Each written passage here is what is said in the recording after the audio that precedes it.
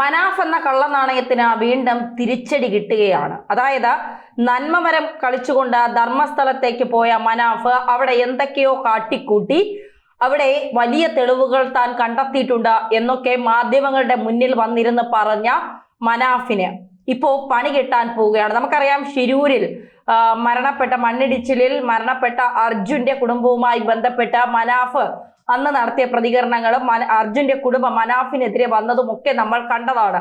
അന്ന് മനാഫ് കുറെ നന്മമരം കളിച്ചുകൊണ്ട് മനാഫ് പിന്നെയും ആളുകൾക്കിടയിലേക്ക് സജീവമായി ഇറങ്ങി. പിന്നീട് ചില തട്ടിപ്പുകളൊക്കെ ഉണ്ട് എന്ന് പറഞ്ഞ് ചില ആളുകൾ രംഗത്തെത്തിയിരുന്നു ഈ ചാരിറ്റിയുമായി ബന്ധപ്പെട്ടൊക്കെ. അങ്ങനെ അത്തരത്തിൽ എന്തെങ്കിലും എനിക്കെതിരെ ഉണ്ട് എങ്കിൽ തെളിവുകൾ കൊണ്ടുവരൂ എന്നൊക്കെ പറഞ്ഞുകൊണ്ട് മനാഫും രംഗത്തെത്തിയിരുന്നു. പിന്നീട് മനാഫിനെ കുറെ നാളത്തേക്ക് നമ്മൾ ആരും കണ്ടിട്ടില്ല. ഇങ്ങനെ ഒരാൾ ഉണ്ടോ എന്ന് പോലും നമ്മൾ അറിഞ്ഞില്ല എന്നുള്ളതാണ് യാഥാർത്ഥ്യം. ധർമ്മസ്ഥലത്ത് ഏകദേശം 400ഓളം മൃതദേഹങ്ങൾ അവിടെ കുഴിച്ചിട്ടുണ്ട് എന്ന് അവിടുത്തെ ക്ഷേത്ര ജീവനക്കാരൻ വെളിപ്പെടുത്തിയതിന്റെ അടിസ്ഥാനത്തിൽ ഒരുപാട് പ്രശ്നങ്ങൾ ഉണ്ടാകുന്നു, ഒരുപാട് ചർച്ചകൾ ചെയ്യപ്പെടുന്നു. അത് ഈ ബലാത്സംഗം ചെയ്ത് പെൺകുട്ടികളെ മുഴുവൻ അവിടെ കുഴിച്ചിടുന്നു എന്നൊക്കെയാണ് പറഞ്ഞു വരുത്തിയത്. പിന്നീട് പല പല സ്ഥലങ്ങളും കുഴിച്ചപ്പോൾ അസ്ഥികൂടങ്ങളൊക്കെ കിട്ടി, പക്ഷേ തലയോട്ട് കിട്ടിയില്ല. പരിശോധിച്ചപ്പോൾ എല്ലാത്തിന്റെ DNA ഒന്നാണെന്ന് തെളിഞ്ഞു. പല ചാനലുകളും കാടിന്റെ ഉള്ളിലേക്കൊക്കെ കയറിപ്പോയി ആ സ്ഥലത്തെക്കുറിച്ച് വിവരണം നടത്തുന്നു. ആ സ്ഥലത്തിൽ നടന്ന ഈ എന്താ പറയുക, ഈ മൃതദേഹങ്ങൾ കുഴിച്ചിട്ടതിനെ കുറിച്ച് സംസാരിക്കുന്നു. മൊത്തം അവിടെ ആയിരുന്നു കുറെ ചാനലുകൾ കുറച്ച് ദിവസം അവിടെ തമ്പടിച്ച് കിടപ്പായിരുന്നു എന്നുള്ളതാണ് നമുക്ക് മനസ്സിലാക്കാൻ സാധിച്ചത്. അതായത് ഇവിടെ മതത്തിന്റെ കൂടി ഒരു പ്രശ്നമുണ്ട് എന്നുള്ളതാണ്. ധർമ്മസ്ഥലം എന്ന് പറയുന്നത് ഹിന്ദുക്കളുടെ ഒരു ക്ഷേത്രമാണ്. ആ ക്ഷേത്രം അപ്പൊ ഇത്തരത്തിൽ ഹിന്ദുക്കളുടെ ഒരു ക്ഷേത്രത്തിൽ പരിസരത്ത് അല്ലെങ്കിൽ ക്ഷേത്രത്തിനുള്ളിൽ ഇത്തരം 400ഓളം മൃതദേഹങ്ങൾ കണ്ടെത്തി എന്ന് പറയുമ്പോൾ അത് വേറൊരു തരത്തിലേക്ക് കൊണ്ടുപോകാനൊക്കെ പല ചാനലുകളും ശ്രമിച്ചു എന്നുള്ളതാണ് യാഥാർത്ഥ്യം. എന്തായാലും നമ്മൾ ആ മതവുമായി ബന്ധപ്പെട്ട കാര്യങ്ങൾ പറയാൻ ഉദ്ദേശിക്കുന്നില്ല എന്നുള്ളതാണ്. ഇത് വലിയ രീതിയിൽ ചർച്ചയായി, പോലീസ് അന്വേഷണമൊക്കെ നടന്നു. പക്ഷെ കൃത്യമായ ഒരു വിവരം പോലീസിനും കിട്ടിയില്ല എന്നുള്ളതാണ് യാഥാർത്ഥ്യം. ഇപ്പോ പുറത്തു വരുന്ന വിവരങ്ങളുടെ അടിസ്ഥാനത്തിൽ ഇവിടെ ഈ കാട്ടിൽ കുഴിച്ചാൽ 100 കണക്കിന് തലയോട്ടികളും അസ്ഥികൂടങ്ങളും ലഭിക്കും. ധർമ്മസ്ഥലയിൽ വീരേന്ദ്ര ഹെഡ്ഡയുടെ ഉടമസ്ഥതയിലുള്ള ഒരു സ്ഥലം ചൂണ്ടിക്കാണിച്ച് ലോറി ഉടമ മനാഫ് എന്ന യൂട്യൂബർ ഒരു ചാനലിന് നൽകുന്ന വിവരണമാണിത്. ചാനലിന്റെ പേര് തൽക്കാലം പറയുന്നില്ല. ഇതുപോലെ നിരവധി കഥകൾ ധർമ്മസ്ഥലത്തെ കുറിച്ച് ലോറി ഉടമ മനാഫ് തന്റെ യൂട്യൂബ് ചാനലിൽ പറഞ്ഞു ഫലിപ്പിച്ചിരുന്നു. കേരളത്തിലെ ഒരു ഏഷ്യനെറ്റ് ഉൾപ്പെടെയുള്ള മനോരമ, ന്യൂസ് 18, 24 ന്യൂസ്, മീഡിയ 1 എന്നീ ചാനലുകളിൽ മാധ്യമ കോർഡിനേറ്റർ എന്ന ലേബലിൽ ധർമ്മസ്ഥലയിലെ കൂട്ടമരണങ്ങളെ കുറിച്ചുള്ള ചർച്ചയിൽ സ്ഥിരം സാന്നിധ്യമായിരുന്നു ലോറി ഉടമ മനാഫ്. ശിരൂരിൽ ലോറി അപകടമുണ്ടായി അർജുൻ എന്ന ലോറി ഡ്രൈവർ മരിച്ച കേസിൽ അർജുന്റെ വീട്ടുകാർ തള്ളിപ്പറഞ്ഞ വ്യക്തിയാണ് ഈ മനാഫ് എന്ന് പറയുന്നത്. ധർമ്മസ്ഥലത്തെ കുറിച്ച് ഭീതി പരത്തുന്ന വിവരണങ്ങളാണ് മനാഫ് നൽകിയിരുന്നത്. ഇതുപോലെ മറ്റൊരു വാർത്ത മറ്റൊരു ചാനലിൽ വന്നു. അതിന്റെ വനിതാ റിപ്പോർട്ടർമാർ ഒരുതരം പ്രതികാര ബുദ്ധിയോടെയാണ് ധർമ്മസ്ഥലയിലെ കൂട്ടക്കൊലപാതകങ്ങൾ റിപ്പോർട്ട് ചെയ്തിരുന്നത്. ഇപ്പോൾ 100 കണക്കിന് സ്ത്രീകളുടെ മൃതദേഹങ്ങൾ ധർമ്മസ്ഥലയിൽ മറവ് ചെയ്തു എന്ന് അവകാശപ്പെട്ട ശുചീകരണ തൊഴിലാളി തന്നെ പ്രത്യേക അന്വേഷണ സംഘത്തിന് മുൻപാകെ താൻ പറഞ്ഞതെല്ലാം കള്ളക്കഥയാണെന്ന് തുറന്നു പറഞ്ഞിരിക്കുകയാണ്. ഇതോടെ ഈ പറഞ്ഞ ചാനലുകളുടെ എല്ലാം മുഖം നഷ്ടമായിരിക്കുകയായിരുന്നു. തന്നെ കള്ളക്കഥകൾ മുഴുവൻ പറഞ്ഞു പഠിപ്പിച്ചത് മഹേഷ് ഫഡ് തിമ്മറോഡി എന്ന ധർമ്മസ്ഥല ക്ഷേത്രാധികാരിയുമായി അടുത്തിടെ തെറ്റിപ്പിരിഞ്ഞ ഒരു റിയൽ എസ്റ്റേറ്റ് ഉടമയെന്നാണ് ശുചീകരണ തൊഴിലാളി പറഞ്ഞിരിക്കുന്നത്. എന്നാൽ ഇതിന് പിന്നിൽ മറ്റു ലോബികൾ ആരൊക്കെയോ കൂടി ഉണ്ടെന്നാണ് കരുതപ്പെടുന്നത്. വരും ദിവസങ്ങളിൽ അതും കൂടി പുറത്തു വരും. ധർമ്മസ്ഥലയിലെ കൂട്ടക്കൊലപാതകങ്ങൾ ഏറ്റവും കൂടുതൽ കവർ ചെയ്തത് ഒരു ചാനലാണ്. അതിന്റെ റിപ്പോർട്ടർ അവിടെ തമ്പടിച്ചാണ് കാര്യങ്ങൾ വിശദീകരിച്ചത്.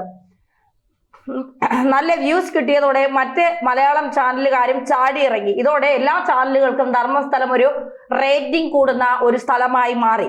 അതുപോലെ ഏറ്റവും വലിയ തമാശ എന്ന് പറയുന്നത് ധർമ്മസ്ഥലയിലെ ഇപ്പോഴത്തെ അധികാരിയായ വീരേന്ദ്ര ഹെഡ്ഡെ എന്ന രാജ്യസഭാ MP ജീവചരിത്രം പ്രസിദ്ധീകരിച്ച വിക്കിപീഡിയയുടെ കടുങ്കൈയാണ്.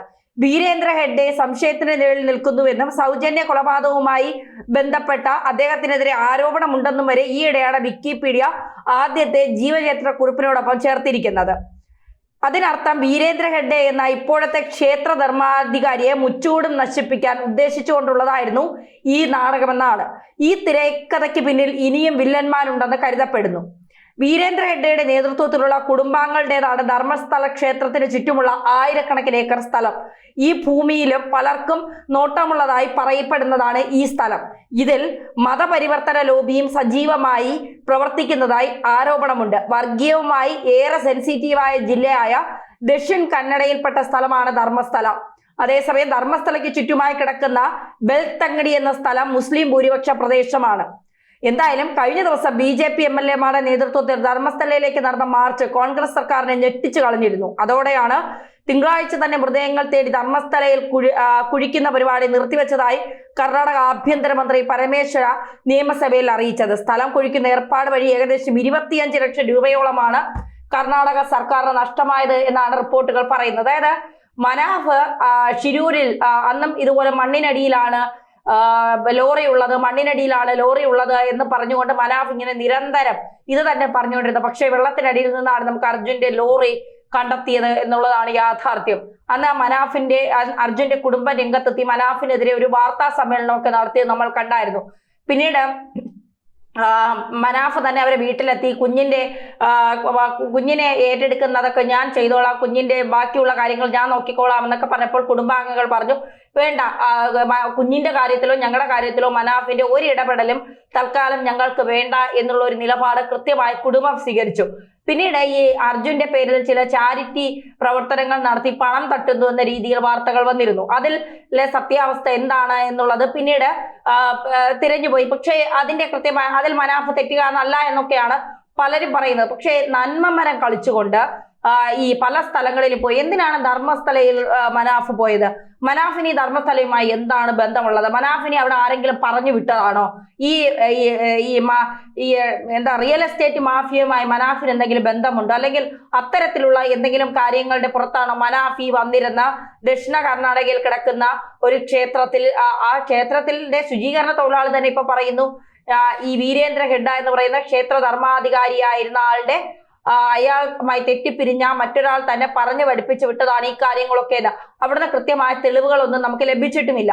ഇതിന്റെ അടിസ്ഥാനത്തിൽ ഒരു ക്ഷേത്രത്തെയും ഒരു സ്ഥലത്തെയും ഇങ്ങനെ അപമാനിക്കാൻ കൂട്ടുന്ന ചാനലുകാർ നിരന്തരം വന്നിരുന്ന ആ സ്ഥലത്തെക്കുറിച്ചും ആ ക്ഷേത്രത്തെക്കുറിച്ചും അവിടുത്തെ മൃതദേഹങ്ങളുണ്ട്, അവിടെ പോകുന്നവരെല്ലാം കൊന്നു കുഴിച്ചു മൂടും, ബലാത്സംഗം ചെയ്യും എന്നൊക്കെ പറഞ്ഞുകൊണ്ട് ഇങ്ങനെ നിരന്തരം ഇല്ലാ കഥകൾ പറഞ്ഞു പരത്തിയ മനാഫിനെതിരെ കൃത്യമായ നടപടി എന്തായാലും ഉണ്ടാകും. മനാഫ് ജയിലിലേക്ക് പോകുമോ എന്നുള്ളതാണ് ഇനി കണ്ടറിയേണ്ടത്. കാരണം മനാഫിനെ ഈ ചാനലുകൾ മുഴുവൻ മനാഫ് ഇങ്ങനെ തേടി നടക്കുകയാണ്. കാടിന്റെ അകത്തോട്ടൊക്കെ പോയിട്ട് ഇവിടെയാണ് ആ സ്ഥലം, ഇവിടെ മൃതദേഹമുണ്ട്. അതായത് മനാഫ് കുഴിച്ചിട്ടിട്ട് മനാഫ് തന്നെ എടുക്കുന്നത് പോലെയാണ് മനാഫ് പലപ്പോഴും കാണിച്ചു കൊണ്ടിരിക്കുന്നതൊക്കെ.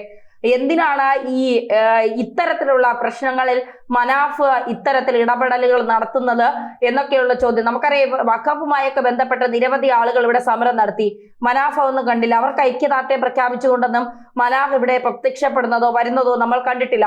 അതുപോലെ തന്നെ മദ്രസയിൽ എത്രയോ കുട്ടികൾ ഉസ്താദുമാരാൽ പീഡിപ്പിക്കപ്പെടുന്നുണ്ട്, ബലാത്സംഗത്തിന് ഇരയാകുന്നുണ്ട്, പലരും ആത്മഹത്യ ചെയ്യുന്നുണ്ട്. ആ വീട്ടിലൊന്നും ആശ്വസിപ്പിക്കാനോ അവരെ ചേർത്ത് പിടിക്കാനോ മനാഫിനെ നമ്മൾ ആരും കണ്ടിട്ടില്ല. ആ മനാഫ് ഈ ഹിന്ദുക്കളുടെ അല്ലെങ്കിൽ ഈ ക്ഷേത്രങ്ങളുടെ പ്രശ്നം വരുമ്പോൾ ഓടി അവിടെ ചെന്ന് എന്തിനാണ് ഇത്തരം ഒരു നാടകങ്ങൾ കളിക്കുന്നത് എന്നുള്ളത്, മനാഫിന്റെ പിന്നിൽ ആരാണ്, എന്ത് അജണ്ടയാണ് മനാഫിന് തീർക്കാനുള്ളത്, കാണിക്കാനുള്ളത് എന്നുള്ളത് തീർച്ചയായിട്ടും പുറത്തു വരേണ്ടത് തന്നെയാണ്.